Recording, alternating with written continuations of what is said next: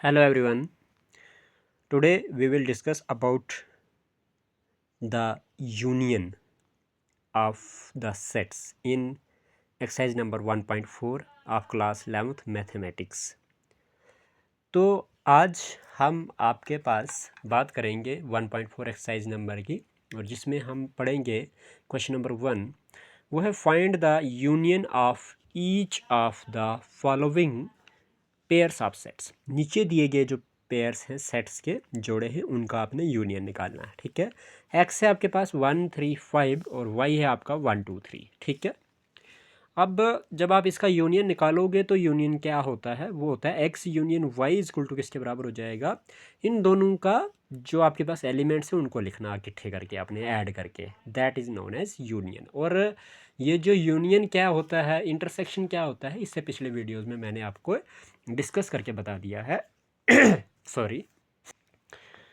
तो इसका जो आपके पास यूनियन होगा वो क्या होगा, वो होगा जी, जैसे कि आपके पास एक्स यूनियन वाई की बात कर रहे हैं, तो 1 आपके पास एक्स सेट में भी है और वाई सेट में भी है, तो 1 आ जाएगा। 2 आपके पास वाई सेट में है लेकिन एक्स सेट में नहीं है, लेकिन 2 तो आपके पास यूनियन में एलिमेंट आएगा। 3 आपके पास दोनों सेट में मिल रहा है, एक्स और वाई में। और 5 जो है वो एक्स सेट में है लेकिन वाई में नहीं है, लेकिन हमें तो मिलना है ना, मतलब हमने एक्स यूनियन वाई में वो सारे सेट लिखने हैं, वो सारे दोनों सेट के हर एक एलिमेंट लिखना है जी। ठीक है जी। तो एक्स यूनियन वाई क्या हो जाएगा, 1 2 3 5। ओके, चलिए नेक्स्ट पार्ट करते हैं। नेक्स्ट पार्ट क्या कहता है कि सेकंड पार्ट में ए सेट जो है वो है ए ई आई ओ यू, और बी जो है आपका वो है ए बी सी। ठीक है। तो इसका यूनियन जब हम करेंगे तो इसका यूनियन क्या होगा, इसके यूनियन की बात करते हैं तो A is equal to A E I O U जो वावल होते हैं हमारे, और बी जो है वो ए बी सी है। तो ए यूनियन बी क्या हो जाएगा आपके पास, वो हो जाएगा ए बी सी। नेक्स्ट में आपके पास ई आ जाएगा आई ओ यू। तो this is the A union B. तो उम्मीद करता हूँ आपको यहाँ तक समझ आ चुकी होगी। Now we will discuss about the part number third of question number 1 of exercise number 1.4।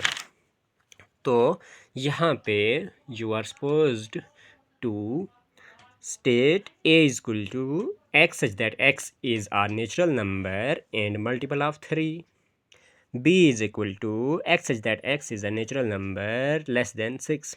इसने कहा कि x ये एक ऐसा नेचुरल नंबर है जो 3 का मल्टीपल है। दूसरे में b में कहता है कि x एक नेचुरल नंबर है लेकिन 6 से कम है। तो आपके पास a क्या बन जाएगा, 3 का मल्टीपल है, वो नेचुरल नंबर भी है, तो 3 का मल्टीपल अगर है और नेचुरल नंबर है तो 3 1 जा 3, 3 2 जा 6, 3 3 जा 9, 3 4 जा 12, 3 5 जा 15, 3 6 जा 18, 3 7 जा 21, सो ऑन चलेगा, बिकॉज 3 का मल्टीपल है नेचुरल नंबर। बी में पूछा कि आपके पास नेचुरल नंबर तो है लेकिन लेस देन 6 है, तो आपके पास नेचुरल नंबर 1 से स्टार्ट होते हैं, लेस देन 6 मीन्स 1 2 3 4 एंड 5 तक आपके पास एलिमेंट रहेंगे बी में। यहाँ तक तो आपको समझ आ चुकी होगी। अब कहता है कि ए यूनियन बी बताओ, तो ए यूनियन बी मीन्स ए और बी के दोनों के एलिमेंट सम कर रहे हैं आपने, तो 1 2 3 4 5 6, 6 के बाद आपके पास आएगा 9, 9 के बाद 12, 12 के बाद सो वन आएगा, बिकॉज 6 5 तक तो कंटिन्यू आएंगे आपके पास, और 5 के बाद आपके पास 3 के टेबल वाले ही जो 3 के मल्टीपल हैं नेचुरल नंबर्स वही आएंगे। ठीक है जी। चलिए अभी फोर्थ पार्ट पूछा हुआ है आपके पास कि a is equal to x such that x is a natural number and 1 is less than x less than equal to 6, because 1 जो है वो x से छोटा है और x जो है वो 6 से लेस देन या इक्वल है, लेस देन या इक्वल है, मीन्स x जो है वो 6 भी हो सकता है और 6 से कम भी हो सकता है, लेकिन x 1 से बड़ा होगा, है ना। अब बार अगर आप x को अच्छी तरीके से जज करोगे, x जो है वो ग्रेटर देन 1 है और लेस देन इक्वल टू 6 है, इट मीन्स x जो होगा वो 2 3 4 5 और 6 हो सकता है। ठीक है जी, because less than equal to 6 है ना x आपके पास, इसीलिए, और 1 से ग्रेटर देन है।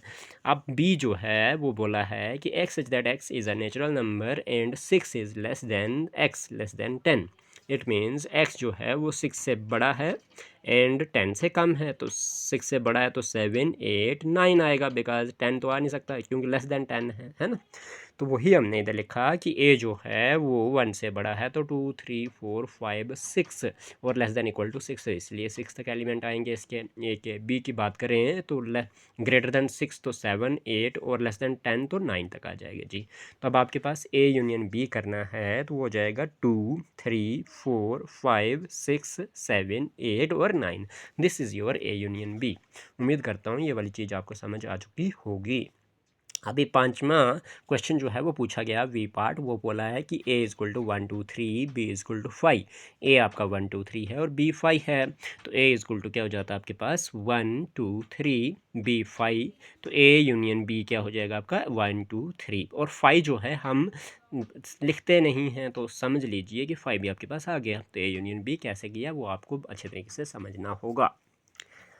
नेक्स्ट पार्ट है आपके पास क्वेश्चन नंबर 2। क्वेश्चन नंबर 5 यहाँ तक कंप्लीट हो जाता है। क्वेश्चन नंबर 2 की बात करेंगे तो वो क्या पूछा है उसके बारे में बात करते हैं, ठीक है।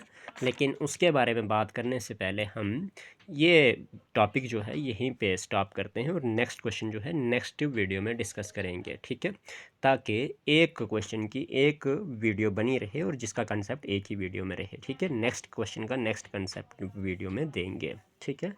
तो उम्मीद करता हूँ आपको यहाँ तक समझ आ चुकी होगी और जिसको ना आए तो वो कमेंट सेक्शन में कह सकता है, या फिर मेरा फ़ोन नंबर है आपके पास 7006168293, इस पर कांटेक्ट कर सकता है, व्हाट्सएप और वॉइस कॉल भी, ठीक है जी, फ़ोन कॉल भी कर सकते हैं। तो आप डायरेक्टली कांटेक्ट कर सकते हैं मुझे डीएम करके कि सर हमारे पास ये वाला टॉपिक जो है, इस टॉपिक में ये वाली चीज़ में डाउट रहता है, तो आप प्लीज़ इसको इस ये जो डाउट है ये क्लियर कर दीजिए। तो मैं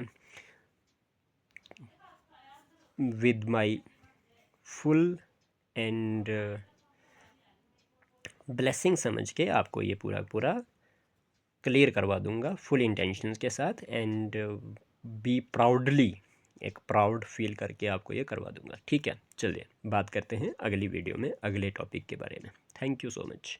सिर्फ आप लोगों का शेयर, लाइक और सब्सक्राइब चाहिए, लाइक कर दीजिए प्लीज़।